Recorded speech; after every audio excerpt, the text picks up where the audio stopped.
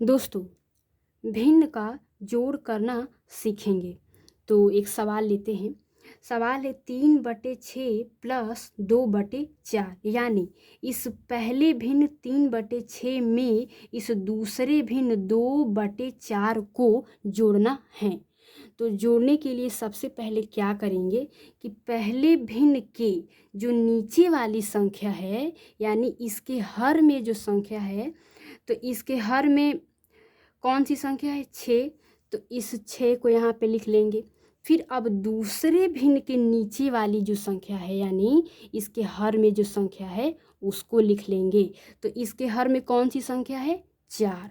तो कॉमा करके 4 लिख लेंगे। अब इस 6 और 4 का निकालेंगे लसा। तो आइए निकालते हैं। 2 से कटेगा तो 2 3 6, 2 दूना 4, फिर 3 नहीं कटेगा, उतार लेंगे, फिर 2 एकम 2। ठीक, अब 3 से कटेगा तो 3 एकम 3, 1। अब जितना कटना था उतना कट गया है। अब जो ये साइड में इन संख्याओं को आप लोग देख रहे हैं, 2 2 3, इन तीनों संख्याओं को आपस में गुणा कर लेंगे। तो 2 गुणे 2 गुणे 3, तो गुणा करेंगे तो 2 दूना 4 और 4 तिहाई 12, यानी इस 6 और 4 का लौसा क्या आ गया? तो लौसा बराबर 12, यानी लौसा हम लोग को मिल गया 12। तो अब इस 12 को यहाँ पर एक लाइन खींच लेंगे और इस लाइन के नीचे इस लौसा 12 को लिख लेंगे। अब हो गया। अब दूसरे नंबर पे क्या करेंगे? अब इस 12 में पहले भिन्न के हर में जो संख्या है, यानी इस भिन्न के नीचे वाली जो संख्या है, उस संख्या से इस 12 को भाग देंगे। तो इस भिन्न के हर में कौन सी संख्या है? 6। तो 6 से इस 12 को भाग देंगे। तो आइए भाग देते हैं। 12 भागे 6, तो 6 दूनी 12। अब कट गया। अब भाग देने पर भागफल क्या आ गया? 2। अब इस 2 को इस पहले भिन्न के अंश में जो संख्या है उससे गुणा करवा देंगे। तो इस पहले भिन्न के ऊपर में यानी अंश में कौन सी संख्या है? 3। तो यानी 3 और भागफल 2 को गुणा करवा देंगे।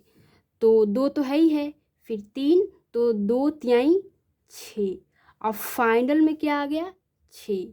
अब इस 6 को हम लोग यहाँ पे लिख लेंगे। अब इस भिन्न का काम हो गया। अब आगे प्लस है तो प्लस लगा देंगे। अब फिर जो काम इस भिन्न में हम लोग किए हैं वही काम इस दूसरे वाले भिन्न में करेंगे। तो आइए करते हैं। इस दूसरे वाले भिन्न के हर में कौन सी संख्या है? यानी इस भिन्न के नीचे वाली संख्या कौन सी है? 4। तो अब इस 4 से फिर से इस 12 में भाग देंगे। तो आइए देते हैं। 12 भागे 4, तो 4 तिहाई 12। अब भागफल क्या आ गया? 3। अब इस 3 को इस दूसरे वाले भिन्न के ऊपर में जो संख्या है, यानी इसके अंश में जो संख्या है, अब इस 3 को इससे गुणा करवा देंगे। तो इसके अंश में कौन सी संख्या है? 2। तो यानी 3 में 2 से गुणा करवा देंगे। तो 3 गुणे 2, तो 3 दूनी 6। अब फाइनल में क्या मिल गया? 6। तो फिर से प्लस करके 6 लिख देंगे। ठीक, फिर आगे बराबर कर देंगे। अब 6 + 6 हम लोग को दिखाई दे रहा है, यानी 6 6 को जोड़ना है। तो 6 6 12 और बट्टा है तो बट्टा लगा दीजिए। फिर लौसा तो 12 है ही है, फिर 12। अब देखिए ये 12 12 कटने वाले हैं, 12 एकम 12। तो आंसर क्या आ जाएगा? 1। यानी इन दोनों भिन्नों के योगफल क्या आ गया? 1। तो इसका आंसर ये हो जाएगा। अब थोड़ा और अच्छे से समझने के लिए एक और सवाल लेते हैं। तो दूसरा सवाल है 7/2 + 2/5, यानी पहला भिन्न 7/2 में दूसरा भिन्न 2/5 को जोड़ना है। तो फिर से वही काम करेंगे। इस भिन्न के हर में कौन सी संख्या है? 2, और इस भिन्न के हर में कौन सी संख्या है? 5। यानी नीचे वाली संख्याओं को उठा लेंगे। तो 2, 5। अब इनका करेंगे लसा। तो लसा करने के लिए क्या करेंगे? 2 से काटेंगे, 2 एकम 2, 5 2 से नहीं कटेगा तो 5 को वैसे ही उतार लेंगे। अब 5 से तो 1, 5 एकम 5। अब जितना कटना था उतना कट गया है। अब इन दोनों संख्याओं को आपस में गुणा कर देते हैं। तो 5 दूनी 10,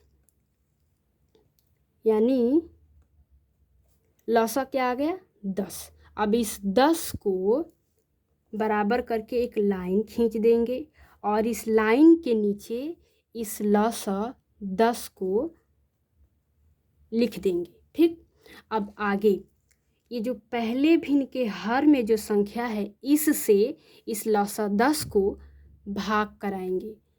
तो आइए भाग कराते हैं। 10 भागे 2, नीचे वाली संख्या, तो 2 पंचे 10, भागफल क्या आ गया? 5। अब इस 5 को इस पहले भिन्न के अंश में जो संख्या है, यानी इस भिन्न के ऊपर वाली संख्या, उससे गुणा कराएंगे। तो इसके ऊपर वाली संख्या कौन सी है? 7, यानी 5 में 7 से गुणा करवा देंगे। तो कराएंगे तो क्या मिलेगा? 5 सत्ते 35।